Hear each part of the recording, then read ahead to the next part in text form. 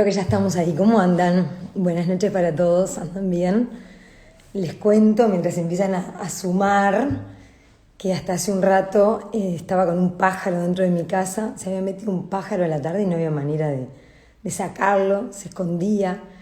Y ya llegó un punto que yo ya lo estaba tomando como una señal, como casi una deidad que había entrado por la ventana para acompañarnos en este vivo tan especial, filosófico, que tenemos con la gran Magdalena Reyes. Vamos a hablar, vamos a centrarnos, ustedes muchos ya la conocen a Magdalena Reyes porque a mí es un placer infinito recibirla hoy porque ustedes saben que Male Reyes fue, digo, en el inicio del riñón de mil historias, así lo podría decir yo. Además fue y es la persona que me abrió a mí las primeras ventanas hacia la filosofía con esta manera tan didáctica y tan generosa que tiene de compartir el saber, de sembrar semillas para que uno empiece a buscar y a interesarse más, lo cual arrancó varios años de la mano de ella y hoy de algún modo hasta incluso me he hecho entrar a cursar una licenciatura en el tema. Entonces tengo mucho para agradecerle. Ya vi que está por ahí del otro lado. Y bueno, como ya lo vieron anunciado durante estos días, acaba de salir su libro Así está bien, que ya lo tengo acá en papel. Feliz de tenerlo en papel, además porque a mí me gusta mucho marcar, me gusta rayar mucho, Male sé que también, pero ven que soy de las que... Yo digo que habito el libro, pero hay gente que dice que lo arruino, pero en fin, no importa. A mí me gusta mucho sí, habitarlo, creo que es eso, ¿no? Hacerlo mío a través de todo lo que me da, con mis apuntes y mis destaques. Con un título, Así está bien, en la incertidumbre, buscando la felicidad, la filosofía. Así lo tituló Magdalena. Y la verdad es que a mí me llamó la atención, primero que nada, el título, ¿no? Porque en este mundo donde nada alcanza, donde todo va rápido, donde cuando alcanzás algo siempre hay 10 cosas más, mejores, más rápidas, más nuevas, más. Este título, Así está bien, a mí ya me capta la atención, ¿no? Me parece súper atractivo. Explica Male acá que, según cuenta la leyenda, fue lo que dijo Kant justo antes de morir. Así está bien, así que bueno, ahora ella nos lo va a contar mejor. Para los que no la conocen, seguidores de Argentina, de Chile, de otras latitudes, de España, les cuento que Magdalena Reyes es uruguaya, es licenciada en psicología, en filosofía, madre de 3 hijos, una mujer, diría yo, vocacional hasta la médula. Todo esto además viene en el marco de este ciclo sobre la vocación que estamos haciendo en Mil Historias. Y realmente Male es una persona tan apasionada como vocacional, de las que más conozco de este modo, ¿no? Como pocas conozco, diría yo. Y bueno, y así que también vamos a preguntarle, porque además cuenta en el libro parte de cómo se dio esa vocación, cómo ciertos filósofos fueron marcando esa vocación. Bueno, vamos a buscar la Male que anda por ahí, ya veo que hay un montón de gente, los saludo a todos. Por supuesto, súmense a la buena conversación, como decimos en Mil Historias, súmense a la charla, a esta buena conversación que pretende nutrirnos el alma y pregunten, comenten, que voy a tratar de ir leyendo y comentando lo que ustedes sumen lo más que podamos. Voy a buscar a Male, que anda por ahí porque la vi, y les cuento que estoy además, acá está, la saludo y busco su solicitud para subirla a Male, si no me la manda de vuelta. Estamos las dos, según tengo entendido, ahora vamos a ver si ella también, pero yo sí, porque así los invité y así cumplí copa en mano. Vieron que hay vivos que es copa en mano, otros son té en mano, café con leche, mate en Uruguay, pero este es copa de vino en mano. Y acá la tengo. Y a todos ustedes. La paloma se fue, no era una paloma, era un pajarito. Hola Male, bienvenida. Hola, Ceci. Al fin, porque no me podía, no sé qué me pasaba, que me decían, no se envía solicitud, no me dejaba y después me apareció algo y bueno, acá estoy. Acá estamos, acá Acá estamos. estamos. Qué bien, Gracias bueno, por la invitación. felicitaciones por esta maravilla que acabas de sacar. La verdad que Gracias. yo lo primero que te digo es gracias, porque la cantidad de temas humanos, tan humanos, demasiado humanos, obviamente filosóficos, la cantidad de autores y sobre todo esa manera tuya tan pedagógica que tenés de contarnos a los que no somos eruditos y de ayudarnos a llevar adelante la buena conversación y la buena reflexión, para mí es digno de agradecimiento, como hacen los camboyanos que unen las manitos así. Así que eso primero, sé que estás muy contenta además con el lanzamiento. Sí, la verdad que sí, la verdad que me tiene muy sorprendida. Bueno, es como, yo siempre digo, ¿no? Que un libro es como un hijo, uno, ¿no? Lo da a luz y después también tiene que aprender a soltarlo, ¿no? Sí. Tiene que aprender a soltarlo, pero como yo digo, ahora el libro es de cada lector. Yo hoy te veía a ti, como pusiste en tus historias acá en Instagram, pusiste una foto del libro todo subrayado y digo, Todo bien, rayado. eso es lo que hay que hacer con los libros, hay que apropiárselos, ¿no? Porque los libros están ahí para que uno, ¿no? Entable un diálogo con ellos y es como que cobran vida propia. Y bueno, así está bien, la verdad que estoy súper contenta. Eh, sí, Salud, muy, muy, salud por él. ¿Hay vino del otro lado? Porque este vivo prometimos que total. era salud, salud. Tú me dijiste que la consigna era con vino y acá estoy yo. Acá estamos. Aparte, Salud por así está bien, salud por vos como autora y por todos los que están del otro lado también, que lo por, sumamos. Tienen por unos la un par filosofía, Ceci, por la por la filosofía filosofía, ni que hablar. nos Un par de enamora a minutos ambas. ¿Eh? para servir lo que quieran. Está todo aceptado, un vaso de agua, una bocanada de aire, una copita de lo que quieran, porque esto es un placer, realmente. Bueno, Lo que Male, cada uno quiera para celebrar, totalmente. exactamente. Quiero arrancar comentando algo que pones en la introducción del libro, que para mí fue muy bonito leerlo, y es como la filosofía es en ti más allá de ti. Me gustó mucho Mm, eso, ¿no?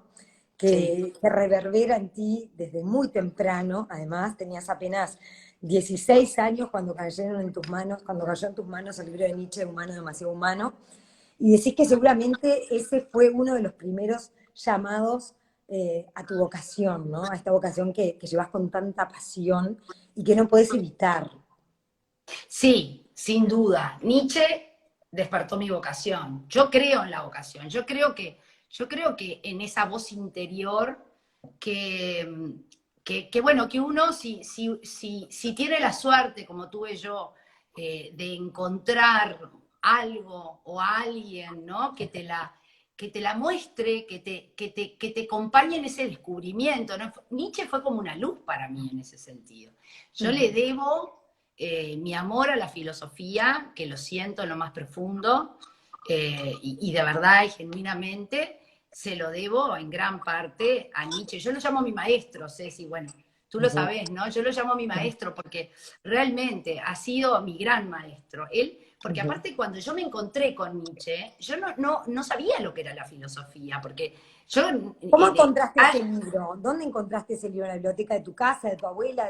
No, me lo dio una persona, me lo Ah, dio una persona que me dijo, mira, encontré este libro en mi casa, tómalo, porque a mí siempre me gustó mucho leer, siempre fui muy lectora. Y entonces, a ver, ese libro tenía que llegar a mis manos. Ese libro, yo estoy convencida de que ese libro, es más, mientras yo iba pasando, yo lo cuento en la introducción, ¿no? Mientras yo iba pasando las hojas, porque aparte humano demasiado humano son aforismos, ¿no? Son pensamientos sueltos que Nietzsche decía que hay que hacer filosofía de esa manera, ¿no?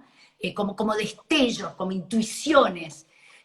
Entonces yo iba pasando esas hojas, iba leyendo esos aforismos y decía, pero esto, yo sé, tenía como una sensación como que esa persona, que yo no sabía quién era, Nietzsche, Federico Nietzsche, había escrito eso para que yo lo leyera. Yo tuve esa sensación, la qué tuve. divino, divino. Tuve, porque no solamente porque me conecté y dije, ay, esto es lo que yo siento o esto es lo que yo pensé, sino porque yo sentía como que muchísimas cosas que estaban adentro mío se empezaban a despertar con la lectura y hasta el día de hoy, hasta el día de hoy lo sigo leyendo y me sigue despertando. Y lo enseñás también, Sí, lo lees para sí. vos y lo Mm. compartís. Después también otra imagen que sumás que me fascinó es cuando, bueno, te vas a Facultad de Filosofía, una facultad que además en su momento muy poca gente hacía, era muy ir en contra, ¿no? Era bien el camino del salmón, río arriba. En tu caso, la Facultad de Filosofía no era lo que se esperaba, digamos, nadie entendía muy bien por qué hacías eso. Y tú en esas clases era tal la fascinación de lo que estabas recibiendo que entrabas como un estado de gracia en esas clases y que a medida que absorbías los pensamientos de estos grandes de la historia, ¿no?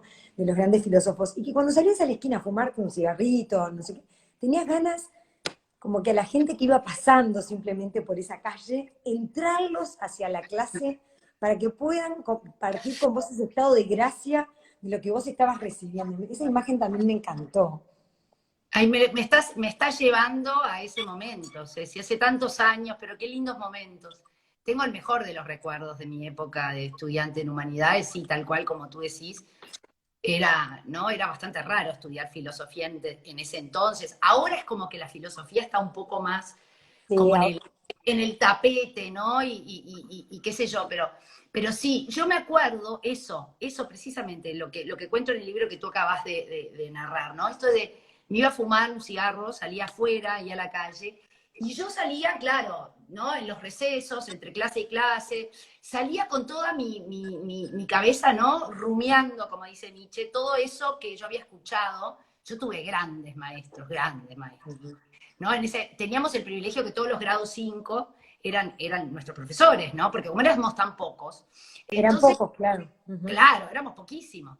Entonces, no, y aparte de ser, no porque fueran grados 5, realmente eran sublimes las clases, ¿no? Habían algunas clases que eran así, sublimes. Y yo salía con mi cabeza rumiando todo eso, y salía a la calle, veía a la gente pasar, caminando por ahí, yo decía, pero tienen que venir acá, tienen que entrar acá, porque esto es como que te cambia, te transforma, te hace ver la vida de otra forma, te enriquece, te amplía. Impresionante. Y sí, y lo sigo sintiendo hasta el día de hoy eso. Ujú. Lo Y sigo, después sí, decís también como Nietzsche, de algún modo, con ese libro abre esa puerta de tu vocación. Y después Sócrates inspira mucho algo que yo, en los años que te conozco, Male, y que he sido alumna tuya, eh, lo he visto, no solo alumna, sino que te he visto difundirlo. Fuimos compañeras en radio, donde seguís haciendo tu claro. columna, en prensa, en fin, esta cosa de tu vocación también de llevar esto a la gente, ¿no? A través de los cafés filosóficos que hacías antes también y seguís haciendo, pero en distintos lugares, a veces en un café literalmente, o en un teatro. En fin, esta cosa de acercarnos a otros, esta riqueza enorme que está en los autores y que también obviamente está acá y que hilvanás de una manera muy especial a lo largo del libro y que eso me encantó también, ¿no? Porque tiene un ayornamiento a la vida actual nuestra, la de hoy, la que hoy nos toca, con los temas que hoy nos tocan, muy interesante. Así que bueno, decías ahí que le agradecías también a Sócrates como ese filósofo de llevar la filosofía a la gente, ¿no? A la calle en algún punto. Es que yo, ¿sabes qué creo, Ceci? Yo creo que Sócrates ha sido para mí, Nietzsche ha sido mi maestro en el sentido de que, bueno, me ha despertado mi vocación y es alguien que me acompaña permanentemente. Acá en mi mesa, acá por ejemplo tengo dos Zaratustras, por ejemplo, ¿no? Siempre tengo algún libro de Nietzsche alrededor mío. Pero Sócrates para mí es el ejemplo del filósofo por excelencia, ¿no? Eso de salir a las calles a hablar con la gente, eso era lo que, claro, porque eso era lo que yo sentía cuando estaba en la Facultad de Claro. Humanidades, ¿no? O sea, y que te repito, lo sigo sintiendo hoy, eso de tener como esa sensación, ese convencimiento de que si la gente se acerca a la filosofía, va a tener una vida mucho más significativa, no sé si feliz, no sé, pero mucho más significativa, mucho más auténtica, Ujú. como decía Heidegger, ¿no? O sea, es como que la filosofía es liberadora. Yo siempre digo, cuando me dicen, ¿cuál es el fármaco filosófico, ¿no? ¿no? Que se dice, eso que cura las almas. El fármaco filosófico consiste precisamente en esa liberación, pero en esa liberación en el sentido que es como que te va rompiendo, te va como desanudando esos prejuicios y esas creencias que tenemos como, ¿no? Como grabadas a fuego y que vamos por la vida como embretados, como adentro de un corsé, Las y creencias muchas veces limitantes, ¿no? Claro, y muchas veces esos prejuicios es como que limitan nuestra mirada, ¿no? Y no nos permiten, como decía Spinoza, que yo sé que tú sos una gran amante de Spinoza, ¿quién no quiere a Spinoza, no? ¿Quién? O sea, es imposible no quererlo. Pero como decía Spinoza, hay que comprender, o sea, lo más importante en la vida es comprender, no justificar, no que todo vale lo mismo, no necesariamente, pero sí comprender el porqué de las cosas, ¿no? Y la filosofía es un camino, es una herramienta, es un medio maravilloso para comprendernos, el conócete a ti mismo socrático, y para comprender a los demás, ¿no? Y a las circunstancias, a las cosas que nos pasan, a las otras personas. Es difícil Tal cual. vincularse con las otras personas, ¿no? O sea, las otras personas, como decía Sartre, el infierno son los otros. Entonces, es difícil esto de los vínculos humanos. Son alucinantes y son imprescindibles, pero son difíciles. Y el poder comprender al otro, comprenderse uno mismo y comprender al otro y la Es filosofía un es una camino, ¿no? herramienta. Por acá Majo pone un camino de ida, y tal cual. Ah, Em, totalmente, totalmente. Es, No es hay de ida. vuelta, no hay retorno. Bueno, ahí mencionabas algo que te quería también comentar acá al principio, y es que hemos charlado varias veces cómo hay un interés creciente en este momento en la filosofía. De hecho, yo te contaba que la cantidad de alumnos que hay hoy en Facultad de Filosofía, por poner un indicador, es realmente muchísimo mayor, se ha multiplicado por 3 o 4 que cuando vos hacías facultad, ¿no? Y yo pensaba, ¿por qué crees que pasa eso si también, y eso lo decís también en el libro, la filosofía no nos da respuestas acabadas, tampoco ni rápidas, ¿no? Que hoy Mm, vivimos en un mundo muy, muy urgente, muy inmediato, y sin embargo, no. Pero hay una búsqueda de otro sí. tipo de respuestas. Sí, yo creo, ¿sabés qué creo, Ceci? Que viene en el fondo, si bien los seres humanos tenemos esa tendencia a ir por la respuesta fácil o la solución fácil o la receta, ¿no? De aplicación, las recetas rápidas de aplicación universal, en el fondo eso no nos llena, no nos satisface. Ujú, En el fondo sabemos, ¿no? Que la vida es mucho más compleja que eso, ¿no? Y ujú, que no hay felicidad sin sufrimiento, por ejemplo. ujú. No hay libertad sin un mínimo de seguridad, y la seguridad al mismo tiempo te limita Confirmo, en tu claro. libertad, ¿no? Que la libertad no es libertinaje. O sea, bien en el fondo tenemos esa capacidad maravillosa para reconocer nuestras propias limitaciones, porque también eso de, ¿no? De ir por la respuesta rápida o por la receta, también tiene que ver con el miedo a la incertidumbre, ¿no? Con la necesidad de seguridad, de respuestas, ¿no? De respuestas sólidas, de bastones con los cuales transitar la vida. Pero bien en el fondo, la duda siempre aparece. Ujú. Y la filosofía, y la filosofía, además de todo lo que yo ya dije, es, a ver, te enseña a no solamente a moverte en la incertidumbre, a vivir en la incertidumbre, ¿no? A reconocer que es mucho más lo que no sabemos que lo que sabemos, como bien decía Sócrates, sino además a encontrar en la incertidumbre la libertad. Bueno, justamente el primer capítulo habla de la incertidumbre, y me quería referir a él. Si bien la idea un poco es hacer como una degustación de cada capítulo, un pasaje por cada uno, porque son varios temas, pero ya los voy a decir. En la incertidumbre, el primero, el deseo; el segundo, tremendo tema, razón o emoción; el tercero, la libertad; del cuarto, y la felicidad; del quinto, que me llamó mucho la atención, y vos contás ahí cómo fue el proceso para llegar a ese, ¿no? Pero bueno, arranquemos por el primero, la incertidumbre. Y vos decís ahí en tus páginas, esta pandemia nos arrojó al mar de la incertidumbre, y si de algún modo tomamos conciencia más que nunca de la ignorancia fundamental en la que vivimos, en la que estamos sumidos como seres humanos, ¿no? Eh, pero ahí vos decís, en la incertidumbre podemos ser auténticamente libres. ¿Por qué, Mal? ¿Por qué cómo abrimos ese concepto? Porque, a ver, la libertad consiste en elegir, ¿no? La libertad consiste en que yo tengo un abanico de posibilidades y dentro de esas posibilidades yo elijo la que es más significativa o más buena o más útil o lo que sea para mí. Ahora, si yo ya sé, ¿no? Si yo sé, tengo la certeza de que el camino que yo debo tomar es este, entonces no tengo posibilidad de elegir. La libertad, que es la libertad de elegir, la libertad para cuestionarse, la libertad para decir, bueno, pero a ver, a mí me enseñaron que este es el camino, ¿no? O todos en mi familia o en, yo qué sé, en mi comunidad o en mis amigos o lo que sea, piensan que yo, o me aconsejan que yo tome este camino, pero en realidad yo no lo sé.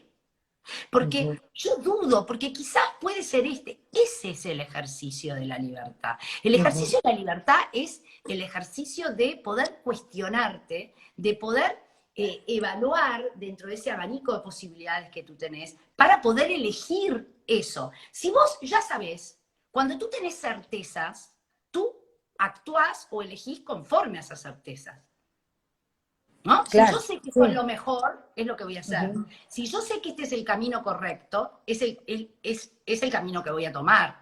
Ahora, si yo no sé, el no saber es maravilloso. El no saber es liberador.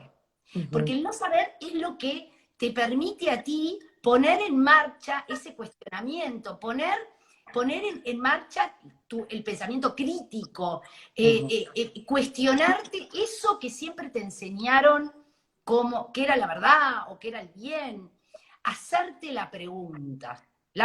Necesitamos más preguntas en este mundo. Eso es algo, ¿no?, que yo creo. Y yo creo que la gente, a través de la filosofía, encuentra esa oportunidad para hacerse preguntas, ¿no? Y bueno, y también en Porque, esta en la incertidumbre actual, tantas certezas se volaron por los aires, ¿no? Por ahí alguien ponía, quizá porque estamos en cero, ¿no? Esa cosa como de todo lo que estaba en la mesa, como si agarras el mantel y voló. Y bueno, y también en este momento quizá eso facilita para algunos y para otros no, porque también esa falta de certezas mínimas genera mucho miedo y esa falta de límites, ¿no? Vos siempre hablas de Pink Floyd, de ese, el abrazo de la madre, ¿no? Que sí, lo pones también en el libro, que contiene y da seguridad y a la vez limita, ¿no? O el muro, en fin. Entonces, claro, ese juego para el ser humano, para todos, es un juego de afinar difícil, ¿no? y muy difícil, porque también otra cosa Y nos que trae piden que esta. subamos volumen, ¿vale? No sé, estoy al mango, a ver, no sé Yo, vos, si yo querés subir. también estoy con el volumen. ¿Vos Está. me escuchás bien? ¿Vos me Yo te escucho escuchás? perfecto, perfecto. Yo- Capaz que es algún tema de por ahí de Rosario, que la veo que está pidiendo el volumen. Bien. Sí, acá ponen no, también, aprovecho, acá ponen el primer paso hacia la libertad es liberarse de los sesgos, luego verse de afuera, luego aceptar que estamos condenados a ser libres y disfrutar la existencia sin un porqué, Lacan. bueno, eso es Así muy, que, muy existe. Lo que escribió esa persona es bien existencialista, ¿no? Los existencialistas es lo que plantean, estamos condenados a ser libres, pero fíjate, en una vida que no tiene un sentido prefijado, tú tienes la libertad para crear tu propio sentido, ¿no? Esto de Víctor Frankl, el hombre en busca de sentido. Entonces, cuando no hay un sentido ya hecho, ya predeterminado, entonces el ser humano tiene la libertad para crearlo. Pero, y eso tiene que ver con esto de cómo en la incertidumbre, ¿no? En la incertidumbre, Nietzsche tiene una metáfora divina que yo la cito en el libro, en Así habló Zaratustra, que dice, estaba en el medio del mar, sin ah, tierra a la vista, y ahí se me cayó la última cadena. ¿No? eh, Esto de, ¿no? Es una metáfora que precisamente lo que ilustra es eso, ¿no? Como ahí en el medio del mar, sin tierra a la vista, donde yo tenía que elegir, ¿no? Donde yo tenía la libertad para elegir hacia dónde quiero nadar, ¿no? Pero con respecto a la incertidumbre, y esto que tú traías de Pink Floyd también, esto del abrazo de la madre, para mí es maravilloso. Para mí hay tanto adentro de esa metáfora, hay tanto contenido para pensar, para analizar, para reflexionar, en esa, ¿no? En ese abrazo de la madre, en esa canción, bueno, y en la película, ¿no? De Wall. La incertidumbre también, eso de sentirnos inseguros, la incertidumbre nos da inseguridad. Y la inseguridad nos conecta con nuestra vulnerabilidad. ¿Qué es la vulnerabilidad? Que es algo también, digo, yo como psicóloga, no solamente como filósofa, sino como psicóloga, para mí la vulnerabilidad humana, eso de humano, demasiado humano, me enloquece, ¿no? Me apasiona. Pero claro, la vulnerabilidad nos cuesta. O sea, que lo que buscamos es sentirnos empoderados, no vulnerables, es sentirnos poderosos, es sentir que podemos. Y esto de que somos una caña de paja, como dice Pascal, ¿no? Que somos vulnerables, eso es algo que nos cuesta mucho Pero yo, asumir, Male, aceptar y nunca abrazar. entiendo por qué, lo sé, perdón que te interrumpa, pero para ir, ¿por qué siempre, te lo he dicho en alguna vez, pero por qué los seres humanos nos mostramos tan armados cuando hasta el más poderoso, entre comillas, tiene la misma vulnerabilidad que vos o yo? ¿No? Y en el fondo la conexión humana reside, me parece, en buena medida en esa vulnerabilidad, ¿no? En ese reconocerse tan frágiles, tan débiles, tan necesitados de ciertas seguridades y a la vez romper con cadenas para poder elegir libre de dogmas y de ciertas ataduras culturales, etcétera, ¿no? Pero todos somos vulnerables, pero todos nos hacemos los que podemos con todo. Y entonces, ¿cómo se explica esa contradicción? ¿Por qué hacemos eso? ¿Cómo lo Y ves? bueno, porque, a ver, porque la vulnerabilidad nos duele, nos da miedo. La vulnerabilidad tememos a nuestra vulnerabilidad, ¿no? Porque es, a ver, es como que la naturaleza, ¿no?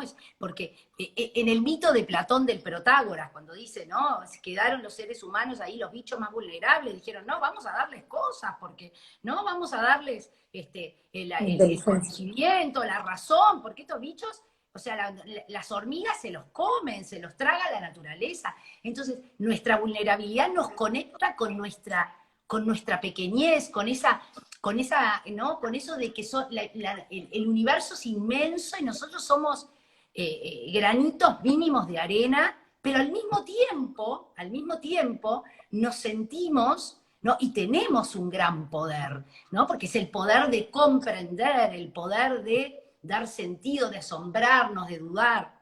Entonces, o sea, la vulnerabilidad no las escondemos en primer lugar a nosotros mismos, antes que a Exacto. los demás, Mm. antes que a los demás.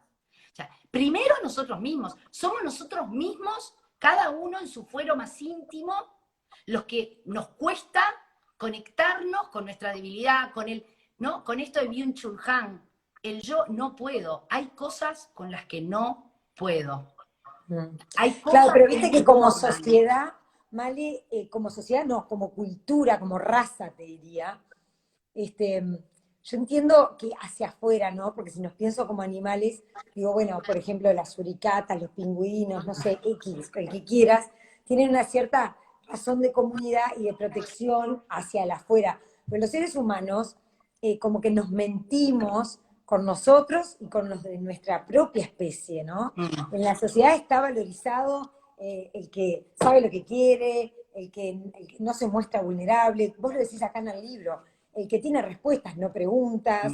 Sin embargo, cuando ponemos la cabeza en la almohada, todos tenemos los mismos miedos, nos preocupan las mismas cosas, tenemos más o menos las mismas vulnerabilidades en el sentido amplio, lo digo, ¿no?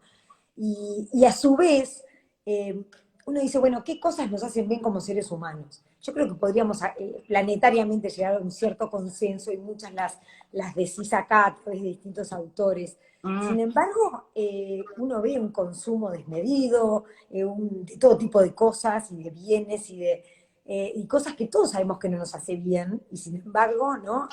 De ahí quizá me estoy metiendo ya en el segundo, que es el deseo, ¿no? ¿Por qué deseamos lo que no amerita nuestro deseo? Y bueno, ¿por qué decíamos? Precisamente porque somos vulnerables y muy sugestionables. Ujú. Y porque la cultura tiene mucha influencia y mucho impacto en nosotros, ¿no? O sea, la cultura no es que nos determina, ¿no? Porque tenemos la capacidad para cuestionar eso que la cultura nos impone, ¿no? Esos mandatos, ese sentido del deber ser, del deber hacer.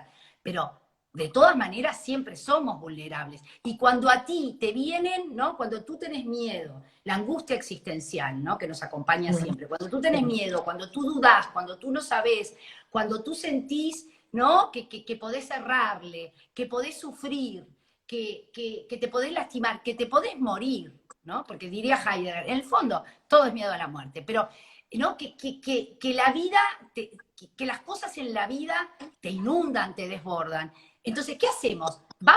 Salimos desesperados a buscar el primer salvavidas. Y la cultura nos ofrece salvavidas, la cultura nos da respuestas, la cultura nos ofrece creencias, nos ofrece valores, nos ofrece, en el sentido psicoanalítico, el ideal del yo.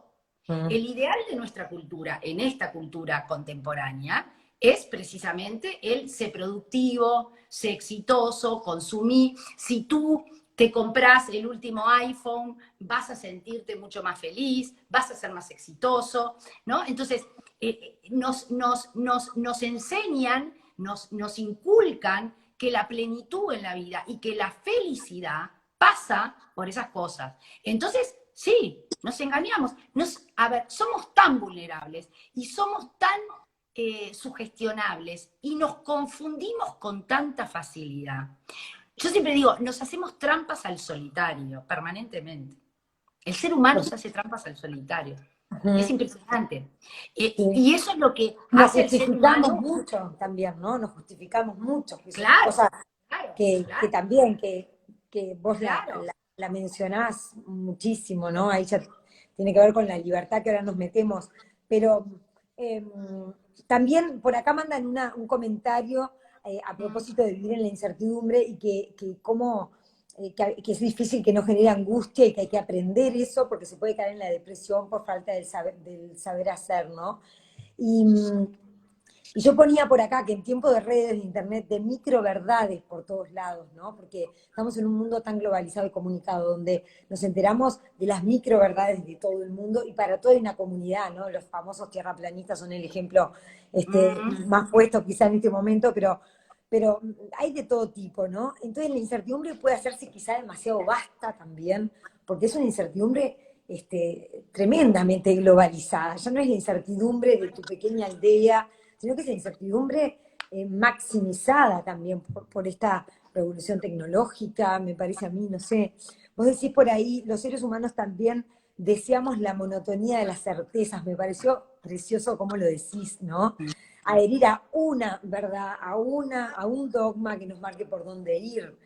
Esa necesidad tan humana también, que siempre mencionás y que, bueno, ni hablar, que atraviesa también los grandes temas filosóficos. Sí, porque fíjate, Ceci, ahora escuchándote, ¿no? Yo pensaba, y justamente lo que pensaba es eso, ¿no? Esto que tú decís, que el gran desafío del ser humano es precisamente esto, la frase de Kierkegaard, la angustia es el vértigo de la libertad, ¿no? O sea, encontrar en la angustia ¿qué es lo que enseñan los existencialistas? Tienen muy mala prensa, porque ellos, bueno, ¿no? Tienen fama La como de pasaron ser mal, muy ¿o no? oscuros y muy, ¿no? Pero en realidad los existencialistas, lo que ellos enseñan, especialmente Kierkegaard, que fue el padre de los existencialistas, el primero o uno de los primeros grandes existencialistas, es que tú tenés que transitar la angustia, ¿tá? Para encontrar ahí en la angustia el motor que a ti te permite elegir. O sea, si estamos en la incertidumbre y la incertidumbre nos genera angustia, bueno, es transitar esa angustia para encontrar ahí el motor que a ti te permite elegir, que a ti te permite decir, bueno, este es el camino. Yo quiero estudiar filosofía. Ay, pero la filosofía, ¿y de qué voy a vivir? ¿Y de qué voy a trabajar? ¿Y qué? ¿No? Bueno, pero ¿sabes qué? Eso es lo que yo quiero. Y no sé cómo me va a ir. Ujú. Y no sé qué va a pasar. Ahí está, ¿no? O sea, no tenemos la bola de cristal. Claro, Claro ahí que está el riesgo. al mismo tiempo que te digo esto, es cierto que a veces sucede, la incertidumbre nos desborda, la angustia nos desborda. Y es muy difícil Y sí, es humano, a veces se hace muy difícil encontrar en la angustia el motor, atravesar, ¿no? Como dice Murakami, atravesar la tormenta y salir, ¿no? Y después de la tormenta, haberte transformado en una persona nueva, ¿no? O sea, a veces la tormenta te Cuesta deja, mucho. ¿no? Claro. Realmente es complicado y te enfermas en el medio de la tormenta, ¿no? Entonces, no es fácil y por eso la metáfora del abrazo y por eso lo que yo digo, la monotonía de las certezas también, o sea, nos brinda un cierto bienestar, que es el bienestar de saber que yo puedo estar tranquila, que yo puedo saber, yo sé que mañana me puedo ir a dormir tranquila porque sé que mañana va a amanecer. Si yo no supiera que mañana va a amanecer, ¿no? Y si yo estuviera pensando, bueno, y si mañana no sale el sol y se termina el mundo y el sol desaparece, entonces no podría dormir tranquila, ¿no? Entonces necesitamos esas regularidades, esas monotonías, pero al mismo tiempo también, entonces estamos siempre, En ¿no? esa, Como en decía el ese viejo y querido ida y vuelta. Aristóteles, como decía No, el y viejo, esa, lo bueno está ¿cómo? en el equilibrio, En el es lo equilibrio, justo difícil. medio, ¿no? Claro, Claro, y porque también ese necesitar una cierta seguridad también me parece nos muestra como esos animales también vulnerables, que claro, necesitamos cierto cobijo, ¿no? De la tormenta, total. para poder soportar esa incertidumbre, ¿no? Me parece que es un temazo en este tiempo, más que, en realidad es un temazo para mí muy existencial, muy de vida, pero en este momento donde la incertidumbre ha sido el tópico con el tema de la pandemia, bueno, me Sí. parece que es súper, Bueno, súper ¿viste? acertado. Calculo que también eso te llevó bastante a ponerlo como primero, como uno de el primer capítulo, no sé. Sí, sí, porque el libro lo escribí durante la pandemia, ¿no? Claro. De todas maneras, en realidad, cuando me llamó Joaquín Otero, el editor, mi editor, que me llamó para proponérmelo fue antes de la pandemia, pero el libro lo escribí durante la pandemia. Y Ujú, sí, sin duda, la incertidumbre fue el primer capítulo que escribí, el ujú, primero. O sea, el ujú. primer capítulo, y la felicidad fue el último. Después los del medio fueron ahí medios como, ¿no? Como uno otro, ahí iba como de uno a otro, pero la felicidad también, la felicidad fue un parto, porque Me imagino, ahora te sí, quiero preguntar, quiero guardar unos minutitos porque se nos va la hora volando, para sí, hablar también de esa. Bueno, ahí avanzás y el capítulo del deseo a mí me encantó también, ¿no? Me encantó, ahí también, bueno, Baruch Spinoza, mm, Sócrates, el deseo de saber nos arrastra a la mar de incertidumbre. Hay un poco lo que hoy mencionabas de la frase de Nietzsche que me encantó. Bueno, cada uno lo va a ir recorriendo, y después te metes ya en razón o emoción, mm, un cuestionamiento que además me encantó verlo desarrollado porque te lo he escuchado, ese cuestionamiento de la oposición razón-emoción, en tanto una u otra, ¿no? En este tiempo donde las emociones tienen buena prensa, eso bueno, yo lo sentí así, esa cosa que hoy está muy justificada, quizá desbalanceada en favor de la emoción, ¿no? Y que vos sí, reivindicás mucho también la razón. totalmente. Esa danza, decís una danza entre razón y emoción, me gustó también mucho esa imagen. Claro, porque no es que, a ver, no es que yo crea que la razón tiene preeminencia que la razón tiene preeminencia sobre la emoción, de ninguna manera. Lo que pasa es que sí pienso que en el mundo contemporáneo se necesita reivindicar a la razón, porque la emoción ¿no? Ha ganado terreno. Ha ganado terreno. Entonces, bueno, si es la emoción, sos espontáneo, sos genuino, sos más, ¿no? Y justamente, como digo ahí, yo pienso que la emoción, la razón y la emoción deben bailar el vals, deben estar siempre, siempre juntas. La razón y la emoción dialogan entre sí, la razón interpreta a la emoción, le da sentido a la emoción. La razón es la que comprende cuando una emoción, ¿no?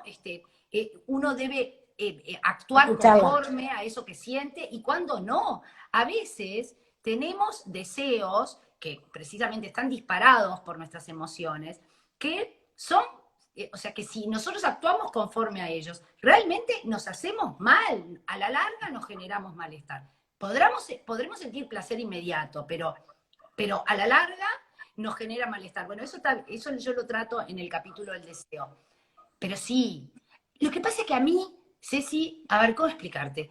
Para mí, el pensar me apasiona. Entonces, me es muy difícil el separar las dos cosas, ¿no? O sea, yo realmente siento placer cuando conecto los puntos, ¿no? Ujú. Cuando me engancho con un autor, con una idea, cuando estoy leyendo, ¿no? Un libro y empiezo como a hilvanar, a conectar los puntos, como dice Steve Jobs. Eso siento un placer inmenso. Ujú. Entonces, no creo, porque, o sea, hay como este prejuicio de que el pensador o el intelectual es una persona fría, desapasionada, ¿no? Que está ya en la Torre Marfil, totalmente desconectado de las cosas de la vida. Y no es así. Pueden haber ciertas personas que son así, sí, y no solamente intelectuales, pero no necesariamente es así, y no todos somos así. Mm. Hay personas como yo, que nos dedicamos al trabajo con el intelecto, ¿no? ¿No? Nuestro intelecto es nuestra herramienta de trabajo, y sin embargo, tenemos la pasión a flor de piel, y somos, ¿no? Personas que sentimos nuestras emociones a flor de piel. Entonces, para resumir, la razón y la emoción tienen que bailar el vals. Sí, me pareció muy interesante además cómo cuando la emoción prima de forma exacerbada y sin pasar por el tamiz de la razón, también ahí hablas de los populismos, ¿no? Sí, Llevando claro. el terreno más a lo político y bueno, me parece realmente Sí. súper interesante porque tenemos ejemplos, en fin, siempre en el mundo y es interesante pensarlo también desde esta lógica, ¿no? Eh, sí, vos ponés también que cunde como el argumento, más bien el prejuicio extendido de que el uso de la razón nos hace menos auténticos y más proclives a una vida sin disfrute ni sentido, ¿no? Quizá un poco lo que decías recién de otro modo. Eh, y ahí, bueno, hablas también de Spinoza como este filósofo que le dio gran importancia a la emoción, pero también siendo un racionalista, ¿no? Pero Un, ¿cómo? un hombre que muy Espinosa, temprano pudo hacer esa si, comunión de estos dos conceptos. si hubo, sé si un filósofo racionalista fue Spinoza. Spinoza. Sí, sí, sin duda, sin duda, sin duda. Y sí, pero sin embargo, eso no lo hizo desmerecer, ¿no? Las emociones y el cuerpo y por eso mismo, ¿no? Digo, Spinoza es como el ejemplo viviente de un pensador que creyó que la razón era una herramienta fundamental, a ver, la libertad, como tú bien decís, ¿no? El poder pensar es lo que nos hace libres. El poder, ¿no? El poder pensar en libertad, el poder dudar, el poder preguntarnos, el poder cuestionarnos, el poder formularnos preguntas. Fíjate que yo siempre digo, ¿no? En la educación, ¿qué le enseñamos a los niños? ¿Qué nos enseñaron a nosotros? A responder. El que pregunta es el que no sabe, es el ignorante, pero no en el sentido socrático, ¿no? Ujú. O sea, el sentido peyorativo de la ignorancia, ¿no? El que pregunta es un alumno molesto, porque molesta al profesor, porque Claro. lo que el alumno debe hacer, o el estudiante debe hacer para sacarse una buena nota, es responder, y responder lo que el profesor pretende que responda. El profesor o el maestro ya sabe lo que el alumno debe responder. Entonces, porque está en el libro, o porque lo dijo él o ella, o por la razón que sea, ¿no? Entonces, la pregunta es algo que no está suficientemente promulgada y desarrollada y estimulada en nuestra cultura. Y es fundamental. A ver, es la herramienta sine qua non de la libertad el mantenerse libre e inmune a esa dominación, ese sometimiento, la manipulación propia de los populismos, ¿no? O Ujú. sea, los populismos, como yo decía ayer en una clase, personas que quisieron manipular a otros siempre existieron y siempre van a existir. El problema es cuando esos otros no tienen las herramientas para no dejarse manipular. ¿Y cuáles son las herramientas? la libertad para pensar. Y eso Ujú, y ahí es la razón, ¿no? La razón es ujú. como el medio por excelencia. Acá nos ponen, Miriam nos pone, amo la filosofía porque justamente es un placer navegar por las mentes de otros. Encontrarse con el placer humano de hoy y de otros tiempos es un privilegio, claro, ¿no? Y estas grandes ideas que atraviesan siglos y siglos. Por acá Chloe pone, el poder contener la emoción te hace libre. Si no quedaran 10 minutos, 11 y se nos corta, yo la peloteamos, porque vos sabés que yo tampoco estoy a favor con constreñir las emociones, porque la sociedad nos impone un montón de conductas que a veces, me parece, van en contra también de nuestra propia naturaleza, lo cual no quiere decir salir a hacer lo que se te cante y a gritarle a cualquiera, pero en fin, te lo menciono porque además es un tema que lo Oh, hemos, es que lo hemos a ver, charlado. Lindo este, este, para debatir, ¿no? esto que dice, ¿cómo se llamaba la persona que lo dijo, Chloe, Chloe? Bueno, creo, es el sí. soberano de sí, de Nietzsche, ¿no? O sea, porque no es reprimir la emoción por una imposición cultural o externa, es yo comprender que esta emoción o esto que siento, este deseo, no es bueno para mí. Ah, La eso sí, ahí satisfacción comulgo de a este full, deseo es algo claro. que a mí no me va a hacer sentir pleno o feliz. Entonces, el poder controlar esa emoción es un acto de libertad. Sin Claro. duda que No, ahí seguro, ahí comulgo. Lo que pasa que a veces cuando leo esas cosas, claro, me viene, viste, de Crown a la cabeza, la serie esta sí. de Netflix donde está la reina ahí, que no hay una emoción contenida, decís, las emociones son parte también Claro. de nuestro cuerpo, en fin, no hemos charlado mucho. Bueno, vale, nos quedan pocos minutos, están escribiendo Sí. un montón, que ahora voy a tratar de resumir y leer varios mensajes. Pero bueno, atravesás el capítulo de la libertad, que también es un goce. Sartre, mencionás justamente cómo Sartre, tú siempre lo decís, ¿no? Creía que estamos condenados a ser libres, que somos Mm. libres siempre, más allá de la justificación de turno. Me parece súper lindo también eso siempre rescatarlo y vos siempre lo pones arriba de la mesa. También hablas del miedo a la libertad que tenemos los seres humanos, que un poco de eso lo recorrimos. Y te metes después de lleno en el quinto capítulo en la felicidad. Y yo dije, Wow. qué raro, mira, Male, que ponga la felicidad, la verdad, me llamó la atención. Y arrancás el capítulo contando justamente de lo banalizada que está la felicidad en el mundo actual, que te generó incomodidad escribir un capítulo sobre esto. En fin, contanos cómo fue que llegaste a esto de la felicidad y le decidís ponerlo como quinto capítulo. Fue impresionante cómo llegué a eso. La Una verdad que fue lucha, me imagino, de con las vos partes mismo. más memorables de la producción del libro. Porque yo me resistía a la felicidad, ¿no? Porque a mí esta cuestión de, ¿no? Tenía como ese prejuicio, fíjate, ¿no? De que no, hablar de felicidad, está todo el mundo, sé feliz, ponte la carita feliz, guasón, ¿no? De hecho, Como vos hablás de bienestar muchas veces, no de felicidad, no es una palabra, me parece, que uses claro. tanto, ¿no? No, ¿y sabés de qué hablo mucho yo? Porque esa es muy mi influencia de Nietzsche, de la alegría, ¿no? Ah, Nietzsche habla de la alegría más sí. que de la felicidad. Y Spinoza también habla de la alegría. Las pasiones alegres. Sí, me Pero encanta eso. con respecto a la felicidad, fue un poco como, fue mi editor el que me lo propuso, me dijo, ¿por qué no hablas de la felicidad? Y yo la verdad que me peleé con ese capítulo muchísimo. Me lo imaginé. Pero te voy a decir una cosa, yo no sé si no fue el que más disfruté de escribir. Fue el Ujú. último, lo dejé para el final a Es muy propósito, bueno. porque, Ujú. porque no me convencía, porque no, viste, como que me parecía como que, ay, todos los libros, no sé feliz, la receta para ser feliz, y qué es la felicidad, ¿no?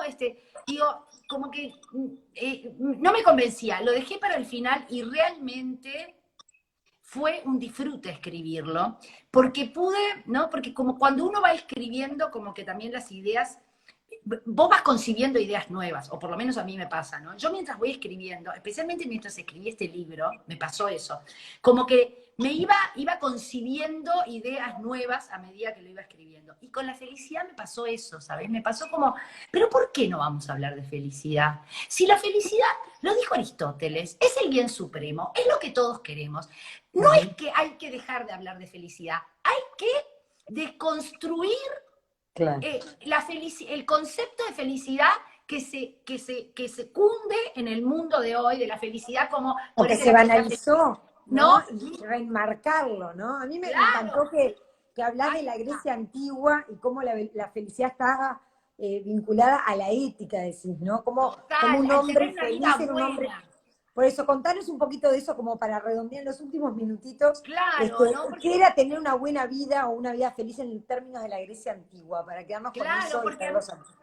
Claro, porque como te decía, ¿no? Yo dije, bueno, pero Aristóteles dijo que la felicidad es el bien supremo. Entonces ahí me fui a los griegos, ¿no? Entonces dije, claro, porque para los griegos la felicidad, o sea, una persona es feliz cuando tiene una vida buena. Una vida buena no es una vida donde todo te sale bien, ¿no? Sino una vida donde tú, ¿no? Pensaste, ¿qué es el bien? ¿Qué es una vida buena para mí? Y vas en el camino, ¿no? Vas viviendo tu vida acorde a esa concepción que tú tenés de lo que es una buena vida. Entonces, eso no quiere decir que muchas veces en ese camino hacia, ¿no?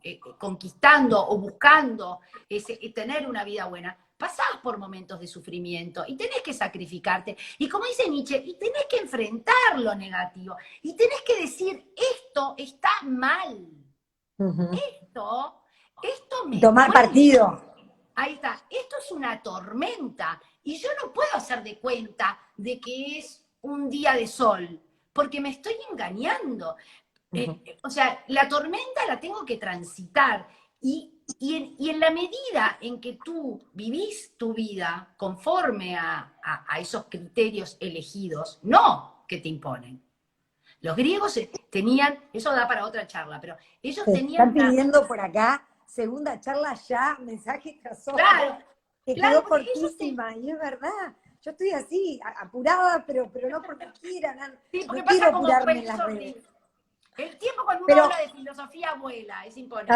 vuela, pero Claro, también, pero, o sea, ellos tenían una libertad para pensar. Ellos tenían mucho más libertad que nosotros, no tenían esa concepción del bien impuesta de un dios, ¿no? Desde el dogma, sino que ellos, los dioses estaban en el Olimpo, living la vida loca. ¿No? O sea, lo que los dioses no querían era que ellos le quitaran el poder, pero después que los humanos, si los dioses eran celosos, se comían a los hijos, se peleaban entre sí, ellos, ¿no? O sea, eran, ¿no? Eran totalmente humanizados. Entonces eran ellos, queribles, eran ay, queribles. eran queribles, eso mismo. Entonces ellos tenían una libertad para pensar en torno a, bueno, ¿qué es el bien? ¿Qué es una vida buena? Y el hombre feliz es el que vive su vida conforme a a su concepción del bien. Ujú. Esa es la felicidad. Vos ponés por ahí ¿qué es una vida buena? Creo que va a ser el título de la siguiente charla, donde vamos a Sí. ampliar eso. Ponés que Sócrates, Platón y Aristóteles rechazaban la posibilidad de que una persona corrupta, viciosa, pudiera ser realmente feliz, ¿no? Mm. Lo Sí, cual a mí otra vez me llevaba, ¿no? Si bien obviamente cada persona es fruto también de su contexto, de su circunstancia, de su cultura, de sus posibilidades, etcétera, de sus vínculos, bueno, de algún modo es eso de que cualquiera que no vaya por el lado del bien sabe que no lo está haciendo, ¿no? Porque a veces eso no es tan claro, bueno, da para mucho eso, ¿no? Pero mirá, Ceci, yo ayer justo en una clase, qué increíble, nos estuvimos formulando una pregunta, una clase de, creo que era de Nietzsche. Eh, ¿será, ¿Será que, porque esto los griegos creían tal cual como tú lo dijiste, ¿no? Si yo sé que algo, ¿no? Si yo sé que esto me hace mal y lo hago, no puedo ser feliz. O si yo sé que esto es malo y lo hago, entonces, por más de que me dé un placer inmediato, o sea, no voy a encontrar la felicidad en ello. Ahora, la pregunta, que es una pregunta interesante, es si el ser humano puede realmente elegir el mal. ujú, sí, es muy interesante. Es una pregunta, para mí es así, ¿no? Es una pregunta que en el libro no la abordé, ¿no? Porque, bueno, yo lo que sí conté era lo que pensaban los griegos, que a mí me parece maravilloso, y con lo cual yo comulgo, ¿no? Yo creo que una vida feliz es una vida plena, una vida elegida, ¿no? Ujú. Esto que yo pongo ahí, ¿qué es la felicidad? Bueno, es la cosa más difícil, ¿no? Después de la belleza, la felicidad es lo más difícil de definir. Eso lo dijo Simone de Beauvoir y bueno, yo Lo coincido conozco. plenamente con eso, ¿no? Pero una definición o una idea sobre la felicidad, una concepción de la felicidad que a mí realmente me gusta o que creo comulga un poco con lo que yo creo o siento que es la felicidad, es esto de esos momentos, la felicidad son como esos estados de gracia, como a mí me pasaba en la facultad, esos estados de gracia que caen sobre ti cuando tú estás en el lugar que debes estar haciendo lo que debes hacer, pero lo que tú elegís como tu deber. O sea, nosotros tenemos deberes para con nosotros mismos. O sea, nosotros nos debemos a nosotros mismos. Nosotros debemos escucharnos a nosotros mismos y debemos ser fieles a nosotros mismos. Y el libertino, el que busca el placer inmediato, no se está escuchando a sí mismo, simplemente está como, ¿no? Como impulsado por la necesidad del placer, pero no está haciendo, no está conectado consigo mismo, escuchándose a sí mismo y comprometiéndose consigo mismo. Nosotros Me tenemos encanta un... eso de que tenemos deberes con nosotros mismos, Claro porque que también sí. en este capítulo citas a Kierkegaard cuando decís la puerta de la felicidad se abre hacia adentro, ¿no? Esa felicidad auténtica que la encontramos cuando en el fuero íntimo. Y me parece Totalmente. hermoso, me parece que nos deja mucho para pensar. Vale, hay millones de mensajes Siempre hay, felicitándote. Ceci, siempre va a haber. Ya está. Siempre hay, siempre va a haber. Lamento que se nos va. Igual voy a ir hasta que se corte, honestamente. Te preguntan dónde encuentran el libro, obviamente en En librerías, ya cualquier está en librería librerías. de... también está en formato electrónico en Google Books, en Ah, Amazon, fantástico. sí, Porque ahí te bueno, preguntaba que hay argentinos o argentinas, no sé, que estaban por acá, nos decían en Buenos Aires dónde lo podemos conseguir, o sea que ya eh, está en formato electrónico, en formato fantástico. electrónico está en el mundo entero. En formato libro, solamente acá en Uruguay. Y en Acá en Uruguay, Uruguay. en todas las librerías. En todas las Ujú. librerías, o bueno, o en casi todas las librerías. Se puede pedir, si no, en todas las Bien. librerías. Acá ponen que no dejen de comprar el libro, que fantástico, apoyo, suscribo también. Te preguntaban recién cuál es tu concepción de la felicidad actual, creo que algo de eso dijiste, ¿no? Y acá ponen algo que es algo de lo que yo un poco deslizaba, que hay más personas buenas, por eso hay más personas buenas e infelices, a ver si puedo conectar con la primera parte. Pero la pregunta quizá es, Male, ¿cómo si de lo que veníamos charlando se desprende que sabemos cuando estamos yendo por el camino del bien, de lo que nos hace bien a nosotros, y lo mismo cuando no, ¿no? Tiene que ver con esa de la vida auténtica e inauténtica. Sin embargo, yo no sé si ponemos a la humanidad en una balanza, todos los seres Mm, humanos del planeta, ¿cuál gana, no? Si los que mm. están haciendo o los que no están, ni hablo de mí para no tomar partido, porque ¿de qué lado? ¿En qué No, platillo? ¿No? claro, Porque deberíamos está estar buenísima todos en tu el pregunta. mismo, pero sin Está embargo buenísima. no somos así. Claro. A ver, no es que no somos así. Todos tenemos la capacidad de dialogar con nosotros mismos. La filosofía es el silencioso diálogo del alma. Todos podemos filosofar. El problema es que no nos enseñan, no nos dicen que es valioso y que es necesario. Entonces, a ver, no se trata de ser bueno, no No, se trata no. de ser, no es que tú sos feliz si sos bueno, tú sos feliz si tenés una vida buena. Y una Exacto. vida buena es una vida elegida, es una vida que tiene sentido para ti, pero tiene sentido porque tú te la cuestionaste, porque tú la elegiste. Volvemos al principio, en ese abanico de posibilidades que tenemos los seres humanos, a veces más amplio, a veces más acotado, ¿tá? Elegimos eso que creemos que es, o que sentimos también, o que pensamos que es más significativo para nosotros. Entonces, ¿qué es más bueno para nosotros? Ujú. Pero no en el sentido de ser bueno, Sí, sí. ¿no? Te Del entiendo mandato cultural. perfecto. No es ser Como dice Nietzsche. buenito. Es como dice Nietzsche. A ver, para mí la metáfora de Nietzsche es lo máximo. O sea, tenemos que ser como soles, que estamos llenos de luz y por eso la derramamos. La luz es el bien. Pero no es que vamos diciendo, tengo que hacer el bien. lo hacemos porque estamos llenos de bienestar. Claro, ¿Y ejerciendo cuándo nuestra estamos? voluntad de poder al Ahí máximo, está. digamos. ¿Y cuándo estamos llenos de bienestar? Cuando nos damos a nosotros mismos ese bienestar, que es el sentir y el ver, eso que yo lo pongo en el libro, mirarte al espejo y que te gusta lo que ves. Claro, sin duda. No, pero no porque sos linda. No, No, porque no, eso, claro. no. Que te gusta lo que ves porque decís, digo, la verdad estoy siendo quien elijo ser. Estoy siendo consecuente con lo que yo pienso. ¿No? Eso no quiere decir que tenga una vida sin sufrimientos, ni que Sin todo problema. para mí es positivo, y que siempre, ¿no? Y tampoco que todo depende de mi actitud. No, no todo depende de mi actitud. Hay olas que me sobrepasan. Y tengo que aprender a salir a flote. No, si yo digo, no, esto no es una ola, esto es un... No, me va a ahogar. Entonces, tengo que también enfrentar la ola y decir, esto es duro, esto es difícil, esto me demanda un esfuerzo, un sacrificio, un sufrir, pero es parte de la vida y es parte de lo que yo estoy eligiendo. Entonces, eso es la vida buena.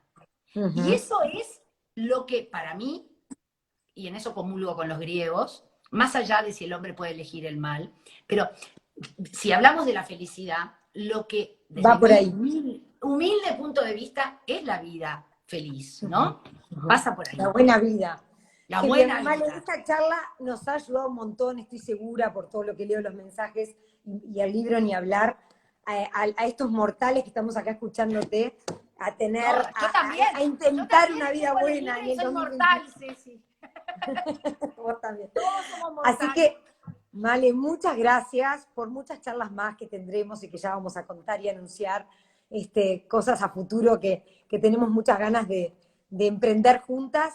Y agradecerle a todos los que están del otro lado, que hay un montón de gente de distintos lugares, de Uruguay. Ya veo que están mandando mensajes. De España estaba también Carmen Albana, que hace poco la entrevistamos a ella, le mandamos un beso grande.